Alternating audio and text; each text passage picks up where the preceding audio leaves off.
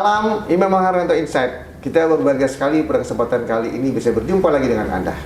Dalam kesempatan yang berbahagia ini kita berjumpa dengan seorang blogger, content creator, dan saya bilang sebagai idealis, orang yang menyebarkan ide-ide yang positif untuk disimak oleh para penggemar netizen atau siapapun Anda yang suka menyaksikan di media sosial. Beliau tidak lain dan tidak bukan adalah Bapak Rohmani. Ya, selamat datang Pak Rohmani. Selamat datang. Terima kasih Pak Rohmani ya. Aduh, ini Pak Rohmani ini orangnya rileks. Kemudian kalau bicara tuh lembut kata-katanya, tapi berkesan dan berisi sekali.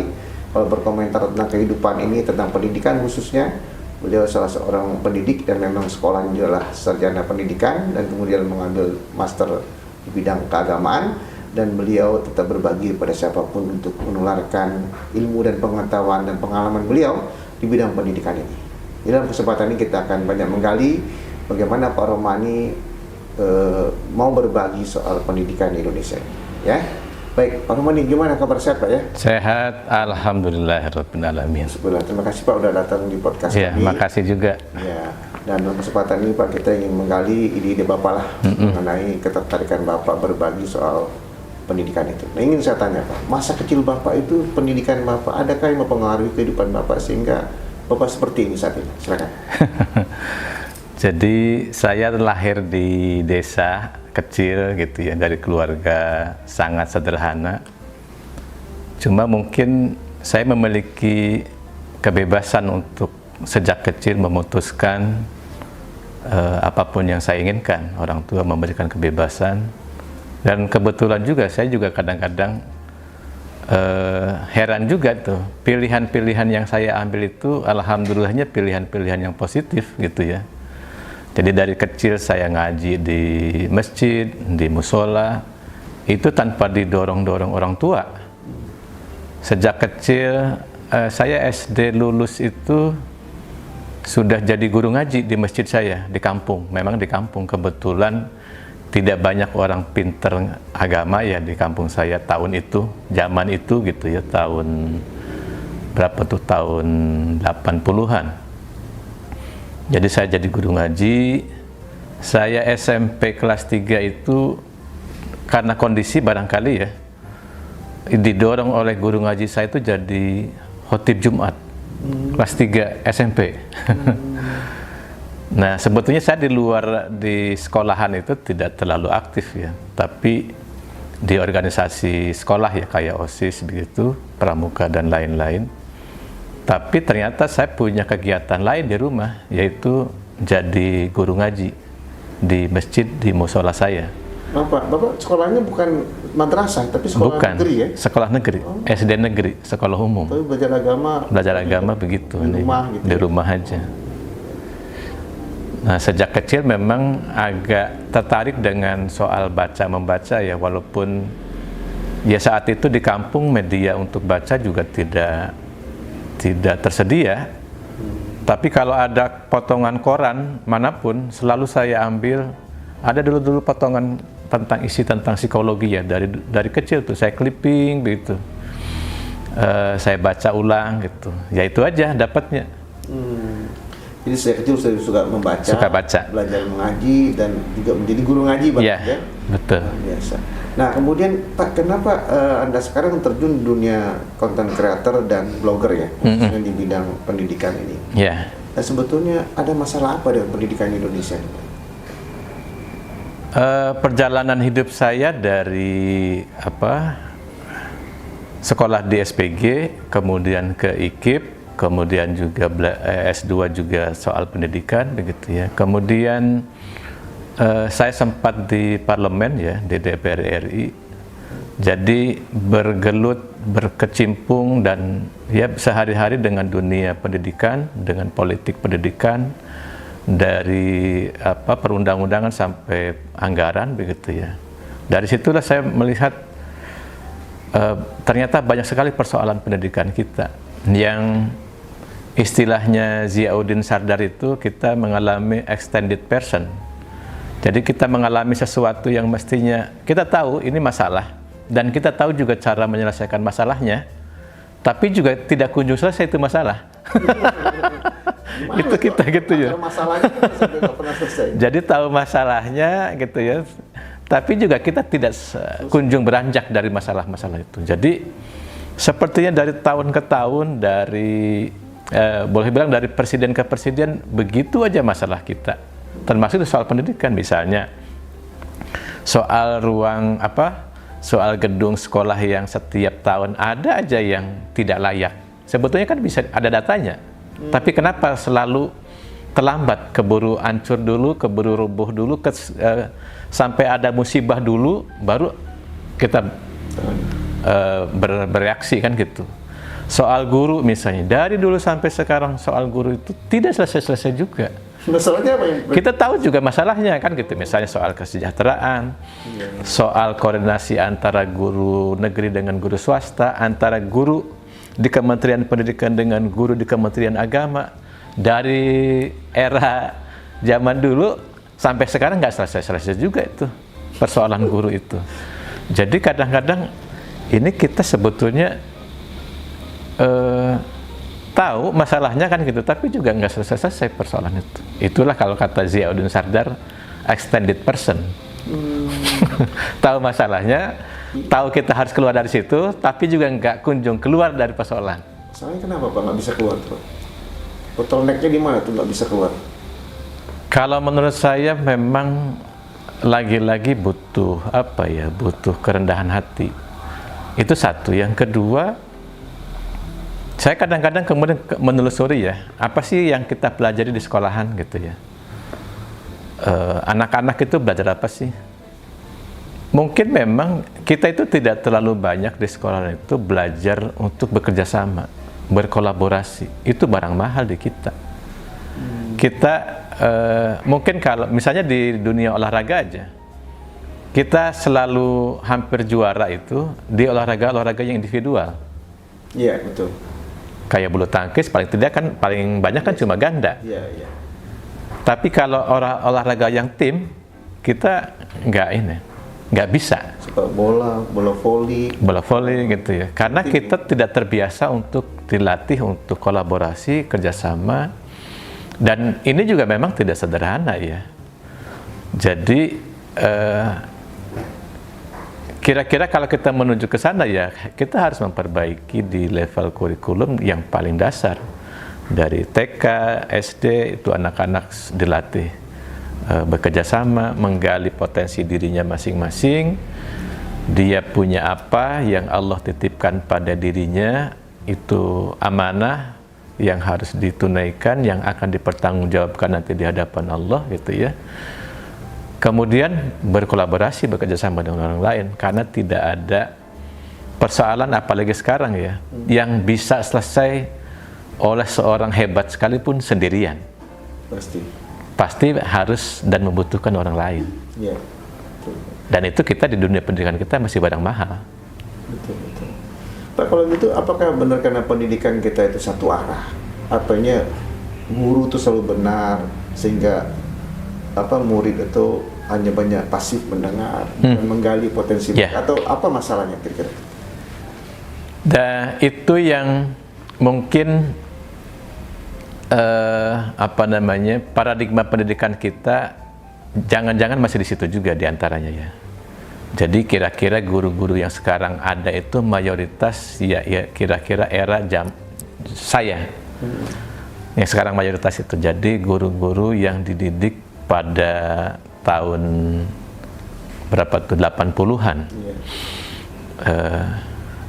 Itu masih menganut teori tadi seperti banking, guru mengisi, anak menerima.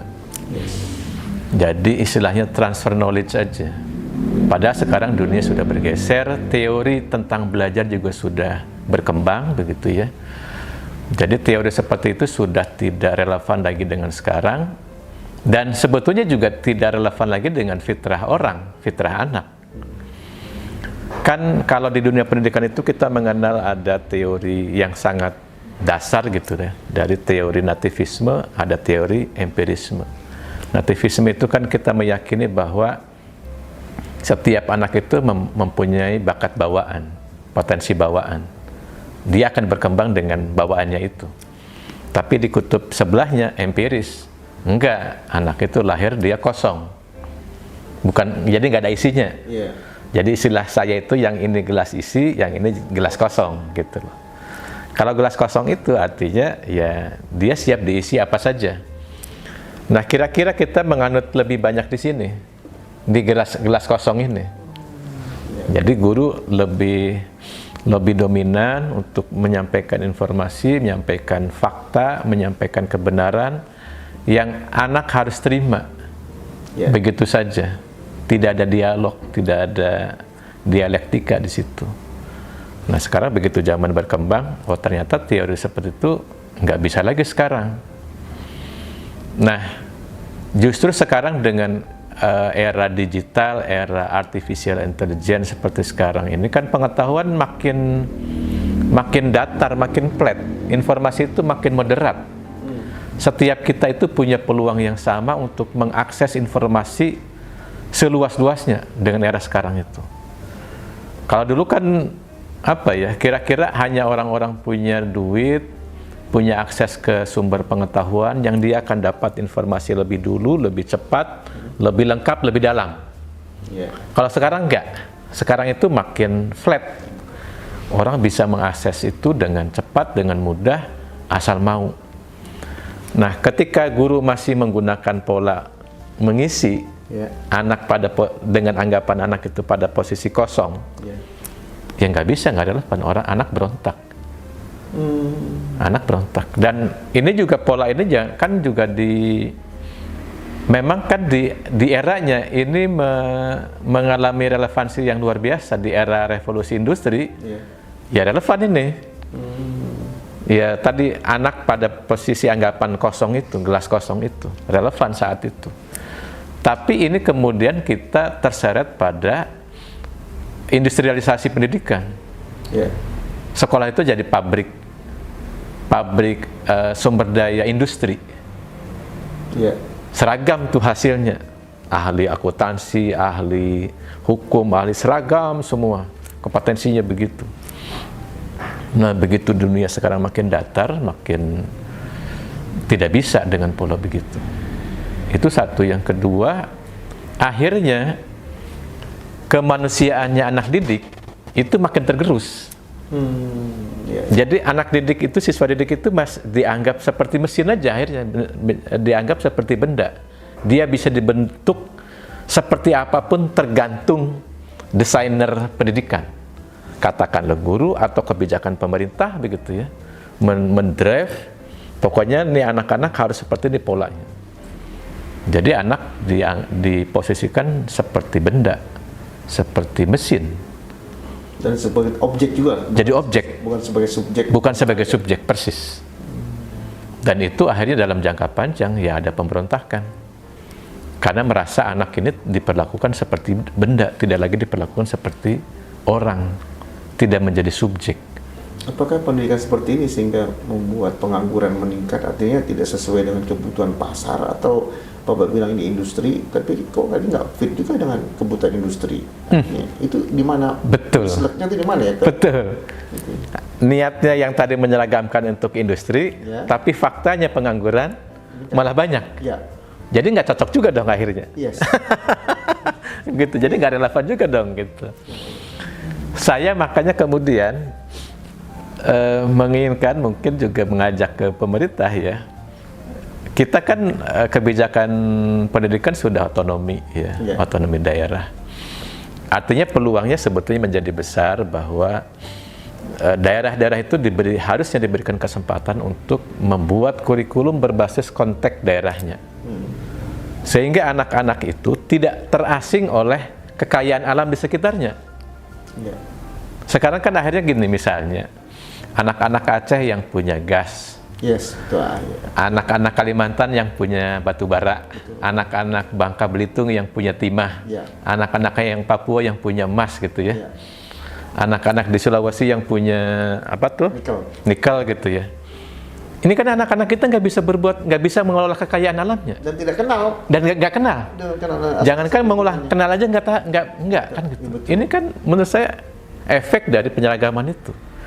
Kalau misalnya kita kembalikan, silakan membuat kurikulum berbasis potensi daerahnya, kearifan lokal gitu ya. kearifan lokalnya, sehingga nanti muncullah anak-anak Indonesia yang keahliannya dalam di bidangnya masing-masing untuk mengelola potensi daerahnya masing-masing. Sekarang kita nggak punya. Oke, menarik nih, menarik sekali. Kita nggak punya. Ini Sampai istilahnya sekarang kita katanya dikelilingi laut Iya. yang lebih luas dari darat aja, kita terasing dengan laut kita sendiri loh. Betul. Makanya istilahnya kayak nenek moyang doang pelaut. Saya nggak pernah jadi pelaut. Kita terasing dengan laut kita sendiri. Bahkan jangankan itu, kita terasing dengan ikan kita sendiri. Kita nggak terbiasa makan ikan yang dulu dikampanyekan Bu Susi itu kan. Iya, betul. Kita terbiasa sekarang makan telur sama makan ayam. Iya. Ini kan menurut saya bencana. Iya, betul. Jadi ini kearifan lokal menggunakan dengan lingkungan ini harusnya kayak natural education ya. Iya. Kenapa nggak ada sama sekali Nggak orientasi ada. begitu di pendidikan nasional kita atau gimana? Jadi karena menurut saya bisa jadi ini kan juga apakah ini hipotesa saya benar atau enggak, kita uji aja kan gitu. Misalnya kan gini, apakah mungkin ini efek dari kurikulum yang sentralistik, Oke. penyeragaman itu semuanya harus dari pusat, kurikulumnya harus dari pusat, kemudian alat peraga juga dari pusat semua, begitu kan? Bapak. Padahal yang dibutuhkan di daerah mungkin bukan itu. Betul. Jadi akhirnya yang terjadi adalah semua anak-anak itu berpikir kalau pengen hebat, pengen maju harus ke kota besar, ke Jakarta, ke Bandung, ke Surabaya, ke Medan, ke Makassar, kan begitu. Iya. Padahal kekayaan orang-orang di sini di Jakarta itu dapat kekayaannya dari tanah mereka itu. Dari daerah Dari tanah Bangka Belitung yang ada timahnya, dari tanah di Kalimantan yang ada batu baranya, kan gitu. Mereka meninggalkan tanah yang kaya raya gitu ya. Betul. Ini kan menurut saya nggak bisa begini terus kita. Mungkin di samping ada ini selama ini dulu saya tahu ya pendidikan kita tuh dan kearifan lokal bahasa Pak. Setidaknya bahasa aja. Bahasa aja. Jadi ada tambahan tuh bahasa lokal. Tapi kenapa nggak mengenai budaya lokal? Mengapa nggak tidak mengenai tambang industri lokal? Industri Itu lokal, nggak betul. ditambah. Betul. Mesti ada tambahan. Betul. Pelajaran itu yang mungkin oke lah nasional kebijaksanaan ininya, tapi ada tambahan plus di wilayah masing-masing yang menyesuaikan dengan kearifan lokal itu. Betul. Itu usulan Bapak kurang lebih ya.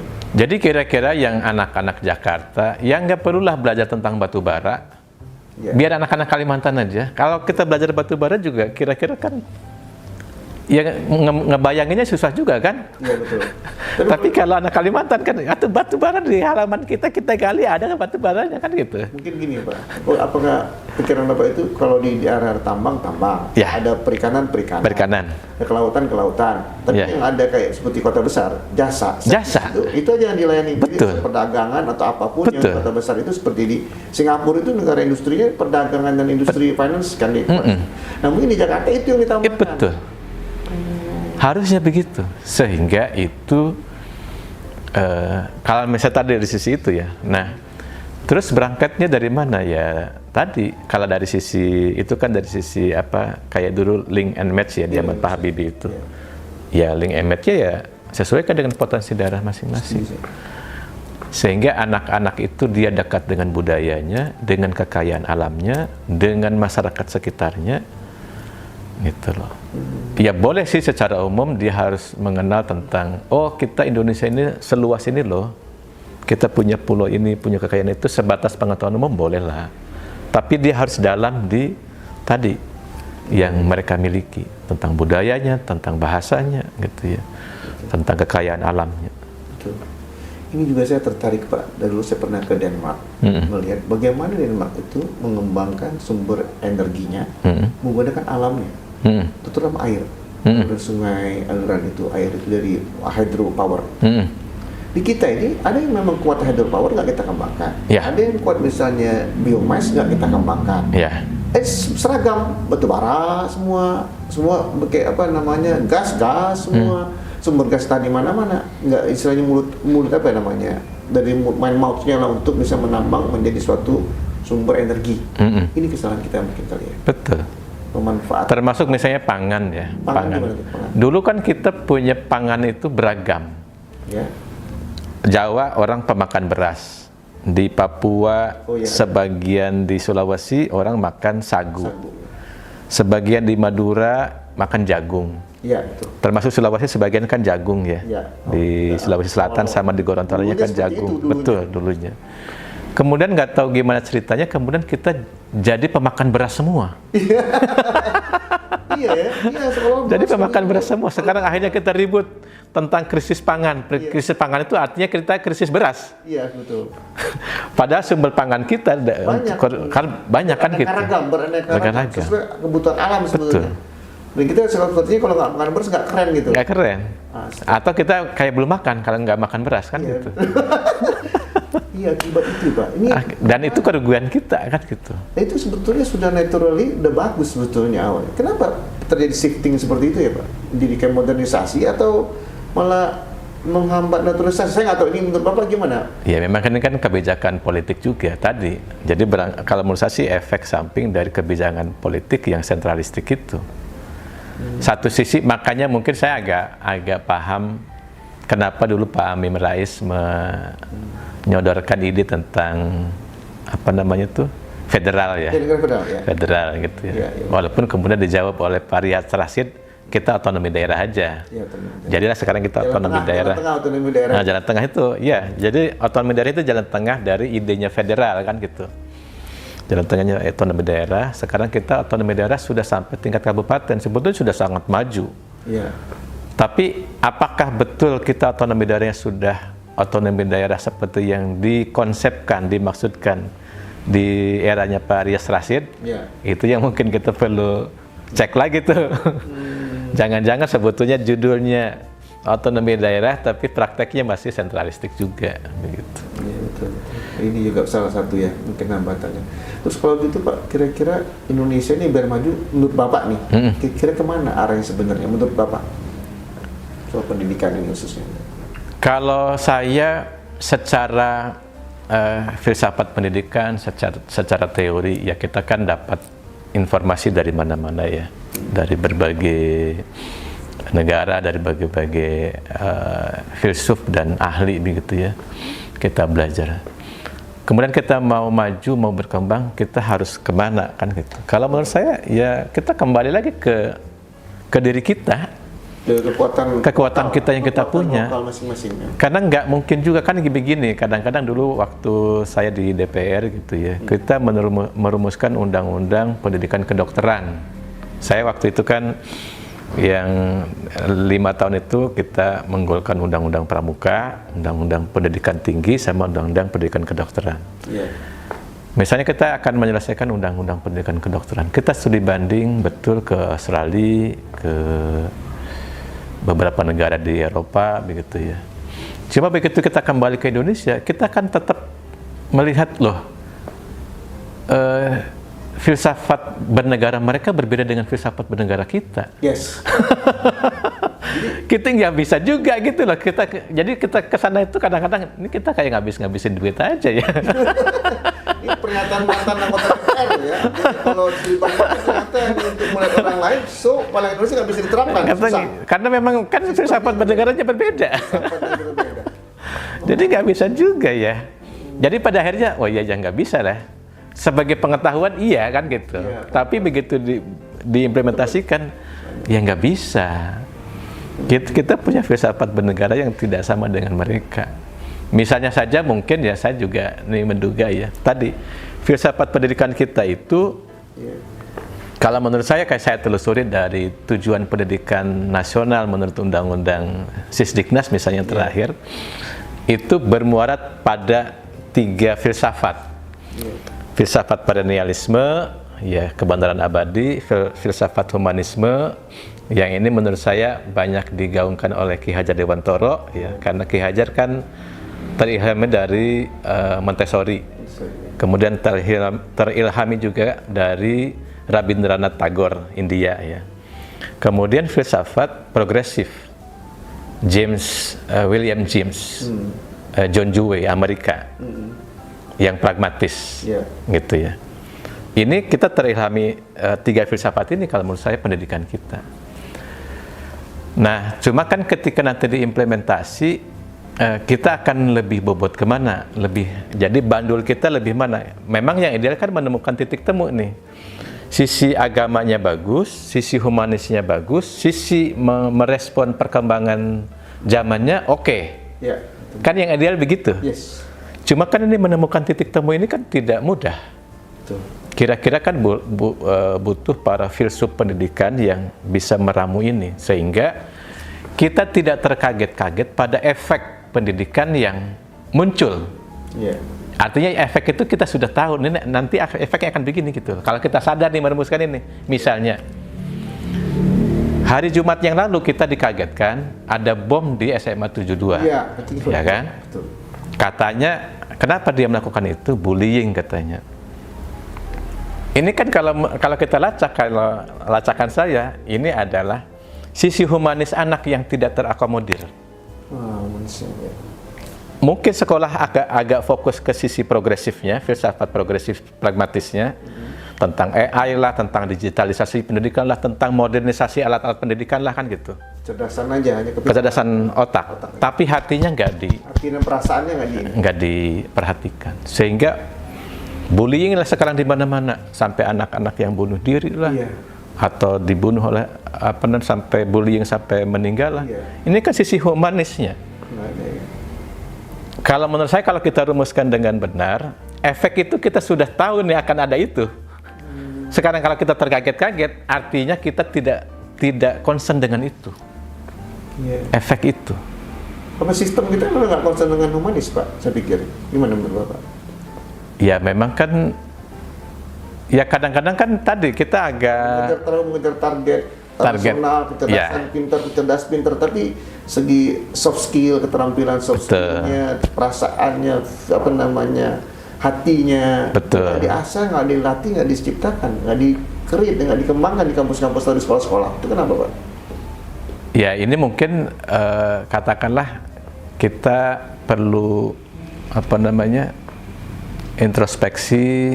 Apa yang salah dengan pendidikan kita, para pengambil kebijakan pendidikan kita di negeri inilah. Saya kira ini waktunya lah kita untuk introspeksi. Kira-kira 10 tahun yang lalu itu saya banyak membaca berita tentang anak yang depresi, bunuh diri dan lain-lain itu di Jepang, di Korea. 10 tahun yang lalu itu. Nah sekarang ketika kita menyaksikan, loh sekarang sudah nyampe di negeri kita ini. Karena kan tekanan pendidikan di Jepang, di Korea itu kan tinggi sekali. Sangat depresi lah, sangat keras lah. Sangat keras gitu. Nah sekarang sudah sampai di sini, saya kadang-kadang berpikir begitu. Jadi kan kalau tadi di sisi progresif itu merespon kemajuan zaman ya, itu kan misalnya kita ada istilah kompetensi. Kompetensi ya. Kita ada istilah standarisasi. Kita ada istilah misalnya yang lebih operasional lagi, kita merujuk pada kemajuan negara-negara OECD, STEM. Nah itu progresif itu. Iya, itu bagus, memang kita harus merespon itu kan gitu. Tapi di sisi lain, kalau kita abai mengasah, memupuk anak di sisi humanisnya, yang akan muncul tadi kekosongan kemanusiaan anak. Anak merasa tidak diperhatikan.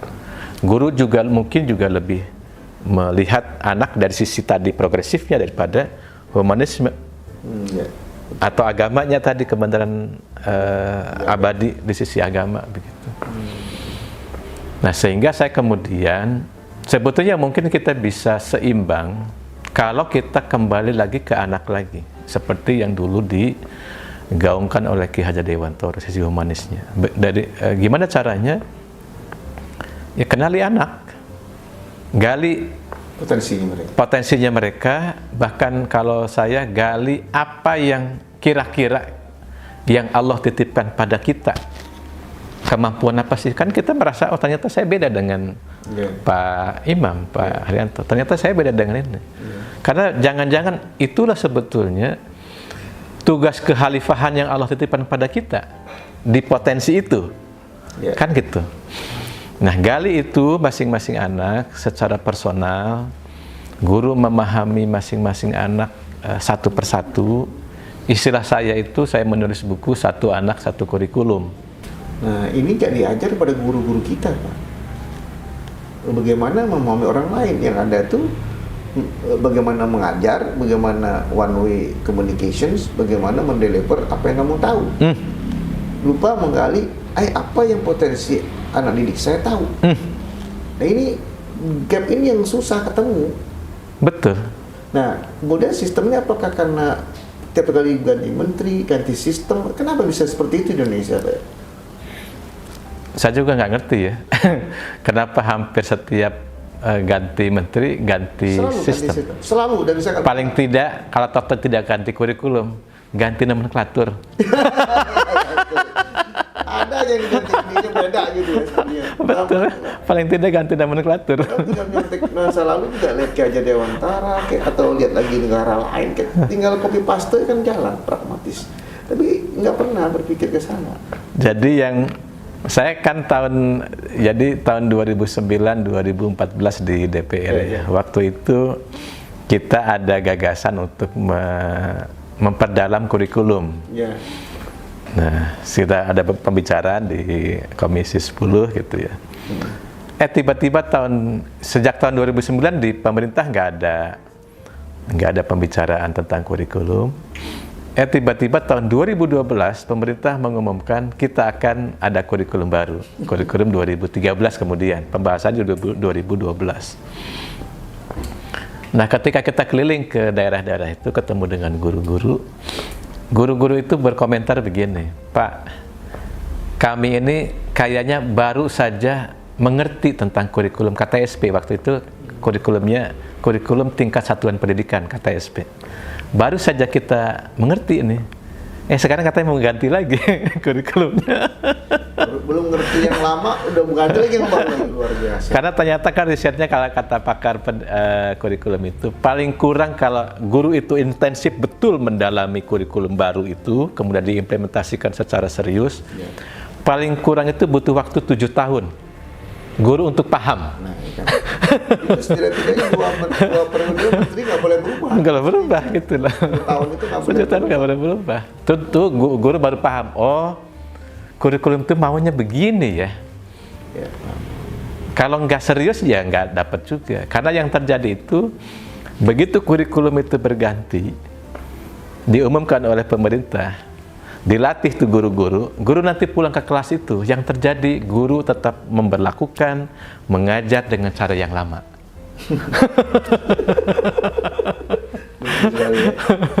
Nah, apakah mungkin karena pendidikan kita ini juga salah satu hambatan mungkin generasi kita? Bapak bilang tadi udah sampai ke Indonesia dari soal depresi, soal tekanan-tekanan siswa-siswa kita. Apakah itu karena mereka Gen Z, atau karena mereka ada Gen Alpha, atau karena mereka ini perubahan generation ini bisa timbul seperti itu, atau memang sistem pendidikan kita yang tidak berkembang? Di mana problemnya ini, Pak? Ya. Kalau menurut saya ini bahkan ketemu dua-duanya. Jadi gini, memang realitasnya, faktanya kita harus terima, tidak boleh denial kalau menurut saya bahwa sekarang ada perubahan yang sangat cepat. Ini yang masuknya digitalisasi, kemudian AI ini, menurut saya ini, saya juga nggak kebayang ya, 10 tahun ke depan akan seperti apa dunia. Tidak hanya Indonesia ya, saya kira semua negara sekarang mengalami hal yang sama dengan masuknya AI ini. Saya yakin itu. Itu satu. Yang kedua, ditambah lagi selama ini kita belum selesai nih menyelesaikan persoalan-persoalan pendidikan yang tadi saya sebut dengan extended percent itu. Persoalan-persoalan yang kita tahu ini ada masalah, yang harusnya dari kemarin-kemarin kita sudah selesaikan, sampai sekarang nggak selesai juga. Jadi ketemulah nih kita gitu loh. Jadi misalnya gini, kalau nggak salah media sekarang itu menempatkan India negara yang tidak maju, tapi tradisi membacanya luar biasa. Kalau misalnya sekarang itu ada berita itu tentang itu. Nah, kita di tradisi membaca aja belum masuk, nggak jauh kita. Sedikit sekali, udah. Saya tahun 2009 itu membaca tulisan lama sebetulnya, tulisannya Pak Taufik Ismail. Beliau itu menulis tentang tragedi 0 buku. Jadi dalam setahun, kata beliau, dalam setahun itu kita tidak membaca satu pun buku. Luar biasa. Luar biasa tertinggalnya gitu loh. Iya, iya, iya. Jadi literasi kita tuh Sangat rendah. bacaan kita tuh sangat rendah, bacaan buku gitu ya. Makanya ketika kita masuk di ikut serta dalam penilaian dengan negara-negara OECD tentang kemampuan baca kita, kemampuan literasi, numerasi kita selalu di nomor bawah, ya karena memang kita nggak terbiasa dengan membaca buku, nggak terbiasa. Ada hambatan sekali ya soal membaca itu ya. Kita nggak suka, ini lebih suka mendengar kita kali atau gimana ya? Ya banyak hal ya, banyak hal. Tahun saya di DPR juga kita menggagas undang-undang perbukuan. Ya. Agar buku murah. Ya. Tapi juga tidak mudah juga membuat buku murah di Indonesia, dan sampai sekarang kan masih mahal juga. Boleh bilang kita gagal waktu itu menginginkan buku murah seperti di India kan. Iya. Saya teringat Pak, waktu di Cina itu ketika paten itu disebarluaskan, hak cipta, itu semua orang menyetujui paten itu untuk disebarluaskan di semua negara. Akibatnya apa? Kita kecepatan setujui, akibatnya apa? Buku jadi mahal, terutama buku asing. Di Cina itu pinter dia nggak buru-buru tanda tanganin penyebaran pengakuan paten internasional itu, sehingga dia copy dulu, paste dulu semua ilmu-ilmu asing itu, Eropa, Amerika semua di copy dalam bahasa Cina semua, orang yang udah ngerti. Lama belakangan itu udah terpaksa ujung-ujung baru dia tanda tangan. Iya. Mendapat ilmunya itu cepat diterjemahkan ke itu, dan anak suruh baca semua. Betul. Nah, kita ini guru-guru tuh nggak pernah nyuruh baca anak-anak kita. Setahu saya dosen sekolah dulu Pak, paling suruh baca ketika pelajaran sastra. Nah, selebihnya nggak pernah baca. Nggak pernah suruh baca, baca buku ini habiskan, ini nggak pernah. Nggak ada. Dan guru nggak pernah. Tugas membaca kita itu nggak ada. Itu nggak ada Pak, dari SD, SMP. Betul. Jadi ketika kita SD, anak TK, SD kelas rendah itu sudah bisa membaca, ada kehausan untuk membaca, bukunya nggak ada, bukunya mahal. Nah itu masalahnya. Bukunya mahal. Kemahalan karena ada. Dan hak cipta penulis buku itu sekarang pada teriak, teman-teman penulis buku itu pada teriak tentang hak ciptanya nggak dilindungi. Iya, hak ciptanya nggak dilindungi, harga buku tetap mahal. Tetap mahal. Untung siapa? Yang untung siapa? Betul. Jadi perlindungan negara itu terhadap memurahkan buku tuh nggak ada. Nggak ada. Saya terus tanya Pak, waktu itu saya kecil. Insentif pada penulis buku dan penghargaan pada pembaca buku nggak ada. Iya, betul. Kalau itu ada, saya yakin ada peningkatan. Bapak tahu nggak? Saya banyak beli buku-buku asing di Cina bahasa Inggris, cuma Rp20.000, Rp30.000. Bukunya bagus-bagus. Di kita nggak mungkin terbeli. Nggak mungkin gitu. Di atas Rp100.000. Itu waktu itu luar biasa hebatnya. Membela Pak, negara itu hadir untuk mencerdaskan kehidupan bangsa dengan cara membaca. Buktikan harga bukunya murah kan. Tapi Indonesia nggak pernah berpikir ke sana. Harga buku tetap mahal, beli buku mahal. Siapa mau beli buku sekarang? Semua ini baca di internet, baca di kan, nggak pernah belajar. Itu juga mungkin salah satu hambatan membacanya. Jadi kembali tadi, kita sudah tadi tradisi membaca rendah, bukunya juga mahal kebetulan, kan begitu. Kemudian kita masuk di era sekarang cepat ini.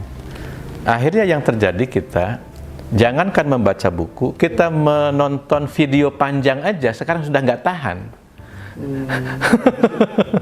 Nonton video panjang sudah nggak tahan gitu loh. Jadi sekarang akhirnya yang lakukan video-video pendek itu, short itu. Saya setiap hari membuat video pendek itu selalu sebetulnya ada merasa bersalah Pak.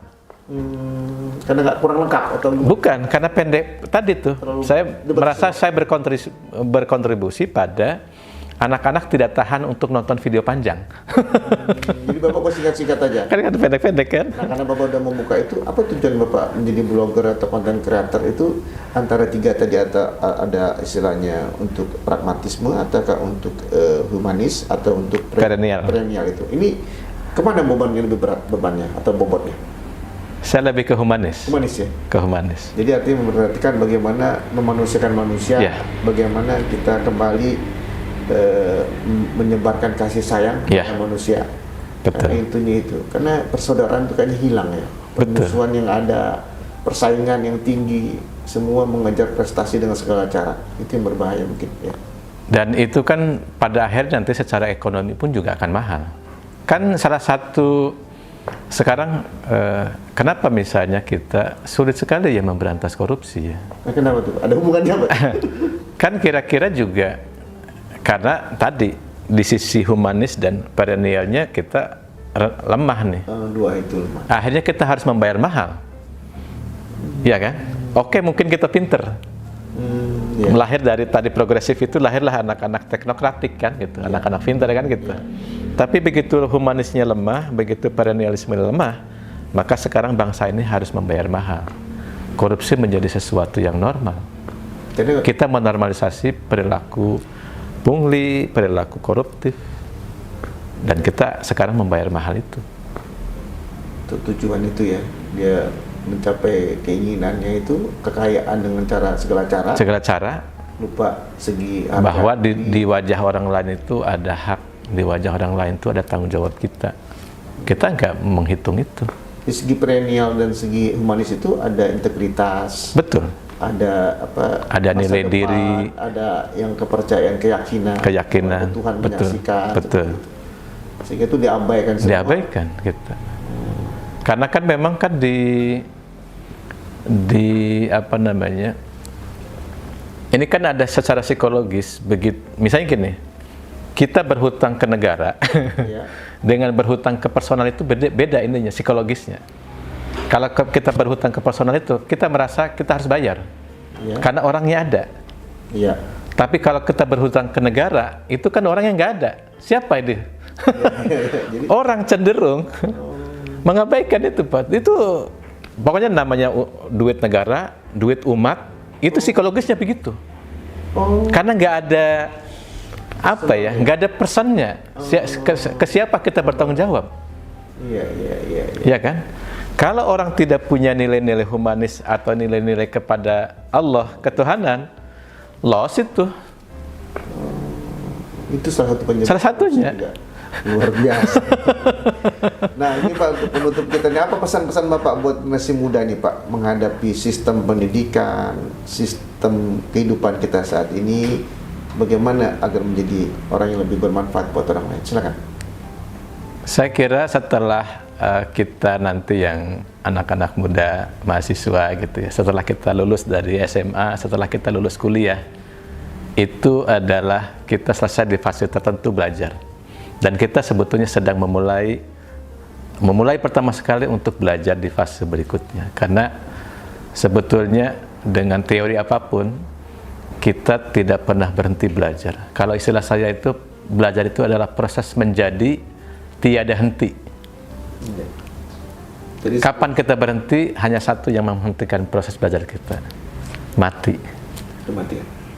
Gitu ya. Jadi teruslah belajar, di sekitar kita menjadi wahana belajar kita, dan dalam proses belajar kita punya tanggung jawab. Bahkan kalau istilah saya, di setiap wajah orang yang kita tatap itu ada tanggung jawab kita. Disitulah etika itu muncul, sehingga kita harusnya tidak hanya mengejar kita pintar, tapi jika kita mengejar kita jadi manusia. Yang ketiga, kita menjadi makhluk Allah. Kalau itu kita bisa menggabungkannya, kita akan menjadi orang yang hebat. Itu aja, Pak. Luar biasa. Demikian Bapak Rohmani menjadi seorang pembelajar, seorang pendidik, dan seorang penebar kasih sayang buat kita semua. Terima kasih atas perhatian Anda. Sampai jumpa lagi. Salam Imam Maharani. Terima kasih. Ya, Pak Rohmani, terima kasih banyak.